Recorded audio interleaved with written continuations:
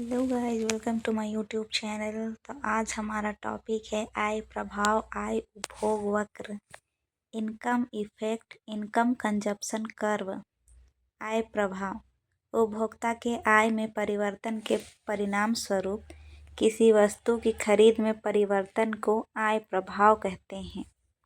आय उपभोग वक्र, आय में परिवर्तन होने के कारण उपभोक्ता संतुलन बिंदु में परिवर्तन होना, इसे उपभोग आय वक्र कहते हैं।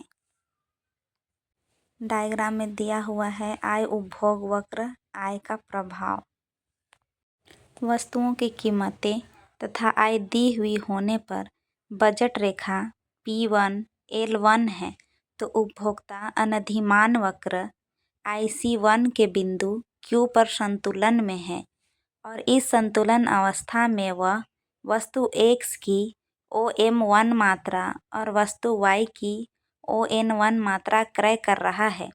यदि उपभोक्ता की आय में वृद्धि होती है तो अपनी आय में इस वृद्धि से वह दोनों वस्तुओं की अधिक मात्राएं क्रय कर सकेगा।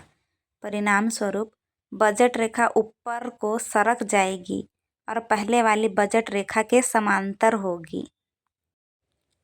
मान लिया जाए कि उपभोक्ता की आय इतनी बढ़ती है जिससे कि नई बजट रेखा P2 L2 बनती है। उपभोक्ता की आय वस्तु X में L1 L2 और वस्तु Y में P1 P2 बढ़ी है। इस प्रकार बजट रेखा P2 L2 पर उपभोक्ता अधिमान वक्र IC2 के बिंदु Q2 पर संतुलन में है और इस संतुलन अवस्था में वह वस्तु X की OM2 मात्रा और वस्तु Y की ON2 मात्रा क्रय कर रहा है। इस प्रकार हम देखते हैं कि उपभोक्ता की आय में वृद्धि के परिणाम स्वरूप उसके द्वारा दोनों वस्तुओं की खरीदी गई मात्राएं बढ़ गई है। अब वह ऊंचे अनधिमान वक्र IC2 पर संतुलन में है, इसलिए अब पहले से उसकी संतुष्टि बढ़ जाएगी।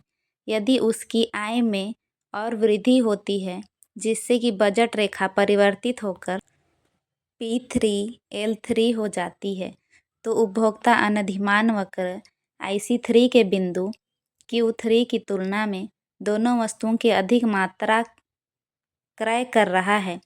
परिणाम स्वरूप उसकी संतुष्टि में और वृद्धि होती है। रेखाकृति 6.6 में उपभोक्ता की आय और बढ़ने पर उसका संतुलन अधिमान वक्र IC4 के बिंदु Q4 पर हो जाता है। अतः स्पष्ट है कि जैसे जैसे उपभोक्ताओं की आय बढ़ती है वह ऊंचे अनधिमान वक्र पर पहुंच जाता है और फलस्वरूप उसकी संतुष्टि में वृद्धि होती है। यदि विभिन्न बिंदुओं Q1, Q2, Q3 और Q4 आदि को मिलाएं, जो कि विभिन्न आय के स्तरों पर उपभोक्ता के संतुलन को व्यक्त करते हैं, तो हमें एक वक्र प्राप्त होता है जिसे आय उपभोग वक्र, इनकम कंजप्शन कर्व कहते हैं। इस प्रकार आय उपभोक्ता के विभिन्न आय के स्तरों पर संतुलन बिंदुओं से बना हुआ होता है। अतः हम देखते हैं कि आय उपभोग वक्र वस्तुओं की मांग अथवा क्रय मात्रा पर आय प्रभाव को बताता है। आज के लिए इतना ही। अब हम लोग कल अगला दूसरा टॉपिक देखेंगे।